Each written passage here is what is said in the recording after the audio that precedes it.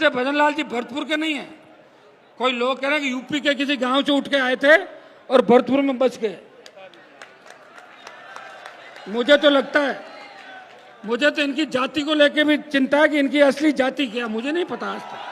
मोदी जी ने कहा था राहुल गांधी को मूर्खों का सरदार, मैं तो सरदार नहीं कहा था, मैं तो राजा कहा था।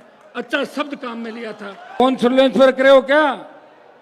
ये बाकी चोर मंत्री आपके जोगाराम पटेल, कन्हैयालाल, आपका यूडीएच मंत्री, आपका गजेंद्र खींवसर जो परसुताओं कह रहा कि नाचती हुई आई थी की, जवाहर मैडम और एक दर्जन मंत्री जो आखंड कि मुख्यमंत्री भजनलाल और कृषि मंत्री किरणलाल मीणा, दोनों के बीच एक युद्ध चल रहा है। भरतपुर से मेरा कोई आज का रिश्ता नहीं। जब मैं कॉलेज विद्यालय की राजनीति करता था तब भी ब्रज के और भरतपुर के किसान के बेटे मजबूती के साथ उस संघर्ष के दौर में मेरे साथ थे और विश्वविद्यालय का अध्यक्ष बनाने के अंदर शेखावाटी अंचल और भरतपुर अलवर और ब्रज क्षेत्र का बहुत बड़ा योगदान रहा। और मैं कोई भरतपुर के अंदर बाहर का व्यक्ति भी नहीं हूं, क्योंकि मैंने हमेशा भरतपुर के जाटों को राजस्थान की विधानसभा और लोकसभा दर्जनों बार आपने सुना होगा कि हनुमान बेनीवाल भरतपुर धौलपुर डीग के जाटों को आरक्षण दिलाने के लिए हमेशा कटिबद्ध है, तत्पर है। और आज जो ये मेला भरा है भरतपुर के इस नुमाइश मैदान के अंदर, मुझे लगता है इतनी बड़ी रैली पहले भरतपुर के अंदर नहीं हुई होगी। मैं कह सकता हूं, मुझे नहीं पता हुई भी। 45 डिग्री तापमान है, भयंकर गर्मी, अपने अपने साधन, और यही रैली अगर बीजेपी कांग्रेस कराए तो 100 करोड़ का खर्चा भी लग जाए और 10,000 की भीड़ भी नहीं हो आज की तारीख में। ये इस बार राजस्थान के कोने कोने से नौजवानों ने ललकार भरी, हुंकार भरी और रात को ही भरतपुर में आके डेरा डाल दिया। राजस्थान की पुलिस ने बच्चों की गाड़ियां सीज करी, चालान काटे। भाइयों, भारतीय जनता पार्टी ने मुख्यमंत्री बना दिया भजनलाल जी को, लेकिन लोगों के मन के अंदर उनकी जो इज्जत और आस्था है वो 2.5 साल के अंदर बनी नहीं। राजस्थान का नौजवान, किसान और सारे लोग इस सरकार से भारी नाराज है। इसका खामियाजा आने वाले समय में सरकार को भुगतना है। लोकसभा चुनाव के अंदर इंडिया अलायंस के अंदर हम लोग गए थे। पिछली बार जब बीजेपी के साथ अलायंस में थे 25 सीट आई थी। मैं नहीं कह रहा हूं सारी मैंने जीता दी, लेकिन 8, 10, 12 सीटों में महत्वपूर्ण भूमिका थी। अब की बार भारतीय जनता पार्टी अलग खेल खेल रही थी। हम कांग्रेस के साथ आए। 11 कांग्रेस और अन्य, बेचारी कांग्रेस का खाता खुलवा दिया राजस्थान के अंदर 14 से 24 के अंदर 10 साल में खाता नहीं खुला था। और 5 सीटें कोटा, जोधपुर, बीकानेर, जयपुर और अलवर, भारतीय जनता पार्टी जो चुनाव जीते इन सीटों से।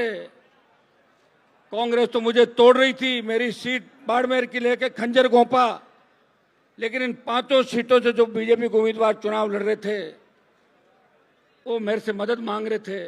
हनुमान जी, ज्यादा जीत जाएंगे तो कांग्रेस कौन सी आपको पूछ रही है, आप तो नागौर में ही ध्यान दो। तो मैंने नागौर में ही ध्यान दिया, 5 बढ़ गई, नहीं तो 16 सीट आपकी खाते में खिलाफ होती। 16 हारते भारतीय जनता पार्टी राजस्थान के अंदर। भाइयों, आज हम लोग, हमारे स्वाभिमान जाट समाज, भरतपुर डीग, धौलपुर की सरदारी, अपने बच्चों का भविष्य कैसे सुरक्षित रहे, कैसे हमारे बच्चे आज केंद्रीय सेवाओं में नौकरी से बाहर है। सुप्रीम कोर्ट, हाई कोर्ट, ये सब सरकार जो चाहती है कर देती है। सुप्रीम कोर्ट अगर फैसला खिलाफ देता है तो सरकार नया कानून बना देती रातों रात। एक केस नहीं, ऐसे सैकड़ों केस हुए। मेरा भाषण समाप्त होने के बाद कोई यहां से नहीं जाएगा। अगला पड़ाव कुछ भी हो सकता है, इसकी पूरी तैयारी आप कर लेना। हम यहां गाड़ियों का तेल जला के और किसी की वाई वाई करने नहीं आए। हम यहां पे हम हमारे कौम के बच्चों को आरक्षण का लाभ मिले और इस भरतपुर धौलपुर डी के जाटों को आरक्षण के बाद दिल्ली की सरकार हरियाणा को ओबीसी मिले, यूपी, पंजाब, बिहार, मध्य प्रदेश, उत्तराखंड और गुजरात, महाराष्ट्र तमाम जो जाट दिल्ली की नौकरियों में आरक्षण से सुप्रीम कोर्ट ने वंचित किया, उन सबको भी दिल्ली की नौकरियों में आरक्षण दिलाए। ये बिगुल भी आज भरतपुर की धरती से बच चुका है। ये जो रेला आया है ना, ये रेला बहुत बड़ा रेला है। आज ये तय हो जाएगा कि मुख्यमंत्री के गृह जिले के अंदर लाखों लोग सरकार के खिलाफ इकट्ठा हुए हैं। सरकार चाहे किसी की हो, लेकिन आज की तारीख में राजस्थान और दिल्ली में भारतीय जनता पार्टी की सरकार है। भजन लाल जी को खुद आके लोगों के बीच कहना चाहिए कि मैं इतने दिन में आरक्षण दिला दूंगा। मुझे तो लग रहा है, कल मैं उनका एक भाषण सुन रहा था, पहले तो मोदी जी को श्रद्धांजलि दी थी उन्होंने एक बार, कल के भाषण में बोले कि राजस्थान की मुख्यमंत्री दिया कुमारी जी।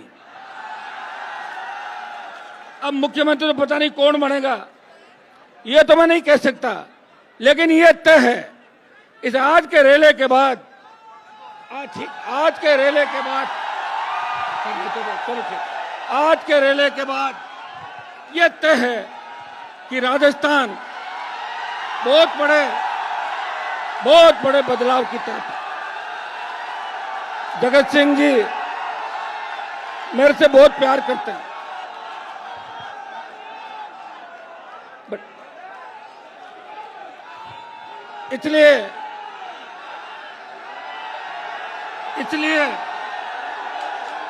ये सारी बात मुझे कह के जा रहे हैं।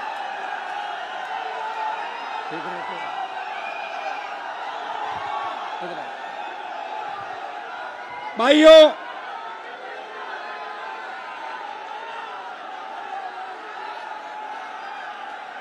आज का जो हमारा आयोजन है, रुको एक बार, रुको तो, वो किसी पार्टी के खिलाफ आयोजन नहीं है। ये आयोजन राजस्थान के अंदर धौलपुर भरतपुर डी के नौजवानों के अंदर जो जोश उत्साह और समय समय पर उनको गुमराह किया जा रहा है, इसके खिलाफ बड़ी आग यह जाट समाज के दिल के अंदर है। मैं इतना ही विश्वास आपको दिलाता हूं कि हनुमान बेनीवाल कोई लड़ाई अधूरी नहीं छोड़ता, मेरे जीवन का उसूल है।